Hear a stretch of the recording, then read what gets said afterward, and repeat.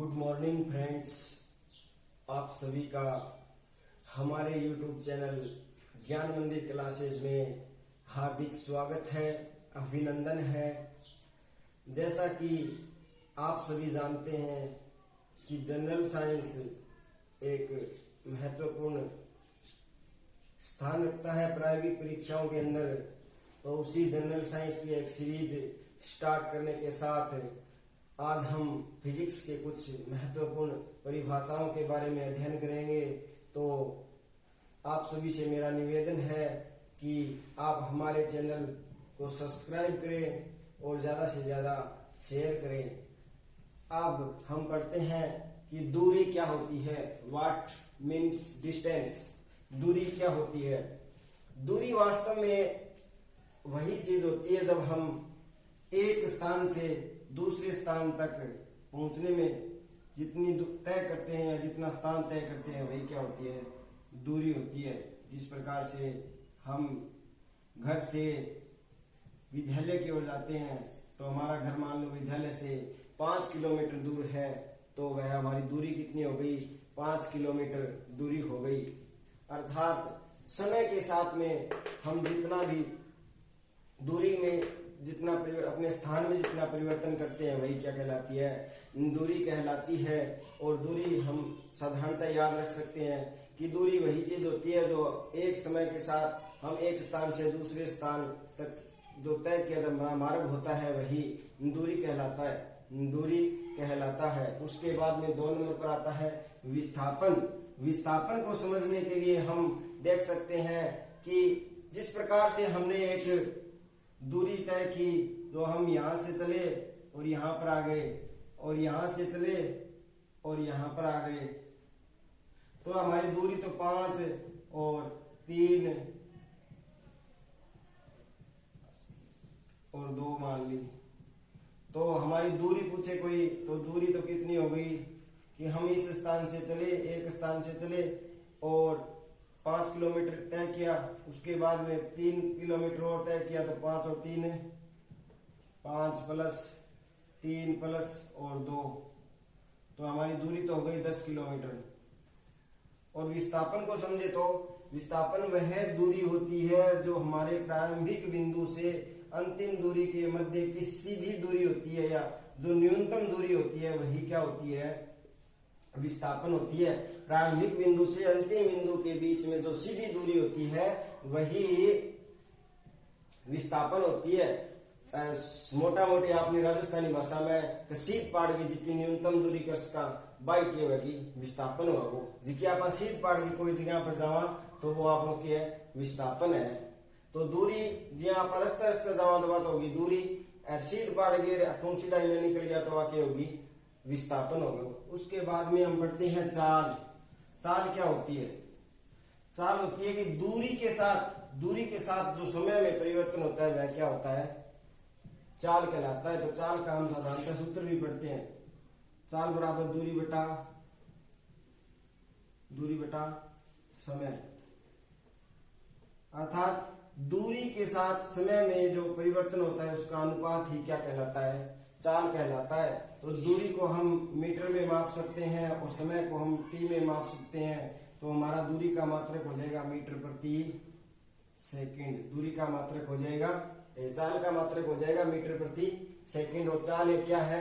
अदिश राशि है। चाल एक अदिश राशि है और विस्थापन एक सदिश राशि है और दूरी एक अदिश राशि है। दूरी अदिश राशि है, विस्थापन सदिश राशि है और चाल अदिश राशि है। और अब आएगा वेग। आगे हम पढ़ते हैं वेग। वेग क्या होता है? वेग वो होता है कि हम विस्थापन पढ़ा था आपने, तो विस्थापन का समय के साथ विस्थापन का समय के साथ परिवर्तन या एकांक समय में जितना हम विस्थापन किया वही अंतर क्या कहलाता है? वेग कहलाता है। वही क्या कहलाता है? वेग कहलाता है। तो विस्थापन सदिश राशि होती है, अतः ये वेग भी क्या हो जाएगा? सदिश राशि हो जाएगी। वेग क्या हो जाएगा? सदिश राशि हो जाएगी। और मापन हो जाएगा मीटर प्रति सेकंड हो जाएगा। मीटर प्रति सेकंड हो जाएगा। वेग का मीटर प्रति सेकंड हो जाएगा। सापेक्षिक वेग क्या होता है? सापेक्षिक वेग वह होता है जब हम किसी चीज की तुलना करते हैं। फिजिक्स में हम जब किसी चीज की तुलना करते हैं, और तुलना हमेशा दो में की जाती है, तुलना हमेशा दो वस्तुओं में या दो व्यक्तियों में किया जाता है। दो व्यक्ति या दो वस्तुओं में किया गया। गाड़ी ट्रक है वो कार की अपेक्षा धीरे चलता है, तो सापेक्ष हो गया। ट्रक कार के सापेक्ष धीरे चलता है, ट्रक कार के सापेक्ष धीरे चलता है। जब कोई एक बिंदु से और दूसरे बिंदु तक, अब दोनों गाड़ियां एक इधर जा रही है और एक इधर जा रही है, तो इसका सापेक्षिक वेग क्या होगा? जुड़ेगा। इनका सापेक्षिक वेग निकालेंगे, इनका वेग क्या हो जाएगा? जुड़ जाएगा। और जब एक वस्तु इधर जा रही है, दूसरी वस्तु इधर जा रही है, तो इनका वेग सापेक्षिक वेग निकालने के लिए घटेगा। सापेक्षिक वेग निकालने के लिए घटेगा। उसके बाद में हम पढ़ते हैं कोणीय विस्थापन। क्या पढ़ते हैं? कोणीय विस्थापन पढ़ते हैं। कोणीय विस्थापन हम जब पढ़ते हैं कि जब कोई कण घूर्णन गति या वर्तीय गति करता है, जब कोई कण घूर्णन गति या वर्तीय गति करता है, तो किसी निश्चित बिंदु से सीधी दूरी के बाद में जितने समय में कोई विस्थापन जितनी दूरी तय करता है वह क्या कहलाता है? इसका कोणीय विस्थापन कहलाता है। इसका ये क्या है? कोणीय विस्थापन कहलाता है। अर्थात केंद्र O से निश्चित समय के बाद एक निश्चित समय में कितनी दूरी की तय की, वह इसका क्या कहलाता है? कोणीय विस्थापन कहलाता है। विस्थापन होता है विस्थापन तो होता है यानी ए स्थान से बी स्थान के बीच में सीधी दूरी, और ये भी तो एक प्रकार की सीधी दूरी तो है।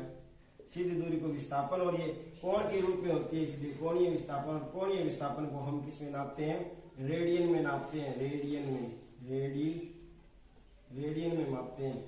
रेडियन में कोणीय विस्थापन को रेडियन में मापते हैं। और कोणीय विस्थापन का समय के साथ जो परिवर्तन होगा उसको क्या कहेंगे? कोणीय वेग कहेंगे। कोणीय विस्थापन का समय के साथ जो परिवर्तन होगा उसे कोणीय वेग कहेंगे। कोणीय विस्थापन का समय के साथ जो परिवर्तन होगा उसे कोणीय वेग कहेंगे। उसके बाद में आता है त्वरण। त्वरण क्या चीज होती है? जिस प्रकार से हम त्वरण को समझ सकते हैं कि जब कोई गाड़ी है वो एक स्थान से दूसरे स्थान पर जाती है, यानी उसने 40 किलोमीटर यात्रा करनी है। 40 किलोमीटर यात्रा करने में कभी उसका वेग 20 किलोमीटर प्रति घंटा होगा, तो कभी उसका वेग 40 किलोमीटर प्रति घंटा होगा। तो इस वेग में जो अंतर आता है, या जो वेग कम या ज्यादा होता है, अर्थात किसी वस्तु के एक समान गति कर रही है, या वेग में जो परिवर्तन हो रहा है, जब कोई किसी वस्तु के वेग में परिवर्तन होता है उसे हम त्वरण कहते हैं। वेग में जो परिवर्तन होता है समय के साथ उसे हम त्वरण कहते हैं। त्वरण को परिभाषित करने के लिए इस प्रकार से हम देख सकते हैं कि एक त्वरण को ए से लिखा जाता है, तो एक प्रारंभिक अंतिम बिंदु किसी का u है और प्रारंभिक बिंदु v है, और इसका समय के साथ जो परिवर्तन होगा वो क्या कहलाएगा? त्वरण कहलाएगा। समय के साथ अगर वेग में वृद्धि होती है, अगर समय के साथ वेग में वृद्धि होती है तो वह त्वरण। अगर समय के साथ वेग में कमी आती है, तो वह मंदन कहलाता है। समय के साथ वेग में जो कमी आती है वह मंदन कहलाता है। और अंतिम और लास्ट बात है संवेग। संवेग क्या चीज होती है? संवेग होती है द्रव्यमान m इंटू वेग v का गुणनफल होता है, वो संवेग कहलाता है। द्रव्यमान इंटू वेग का गुणनफल संवेग कहलाता है। और संवेग को हम p से लिखते हैं। इन सभी बातों को हम आगे गति की 3 समीकरण बनाएंगे, उसके अंदर भी अध्ययन करेंगे। धन्यवाद।